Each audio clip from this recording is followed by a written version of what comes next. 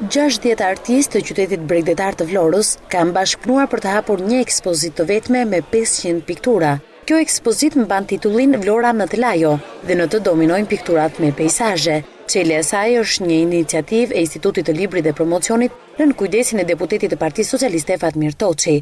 Deputeti i Vlorës ka vlerësuar përkushtimin e artistëve për të sjellë në formë arti një tjetër gujt për të gjithë ata që duan të njohin bukuritë e këtij vendi. Një vëmendje shumë të madhe ndaj krijuesve shqiptar, artistëve shqiptar, piktorëve në këtë rast jemi sot, po dhe shkrimtarëve dhe gjithë gjenjeve të tjera, për cilët për hir të vërtetës ka shumë kohë, disa dekada, vëmendja ndaj cilëve është shumë e vogël. Me një shpresë për të ringjallur një kthim vëmendje dhe të këta krijues që në fundit janë identiteti i vërtetë dhe fytyra e vërtetë e kombit shqiptar.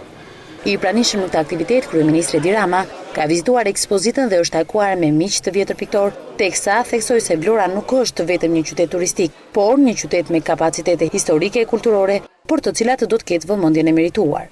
Pata mundësinë të takoj edhe disa nga legjendat e pikturës vlonjate në Storionuzin, Skënderkamberin, që janë pavdekshëm në llojin e tyre dhe në studiet e cilëve kam pasur kënaqësinë e jashtëzakonshme dhe të mbledh kujtimet më të mira të fëminisë time. Ne jemi tërësisht vetëdijshëm se ka nevojë më shumë në sezonin dhe sezonet e ardhshme. Kultura do të jetë më e pranishme në gjithë vijën bregdetare.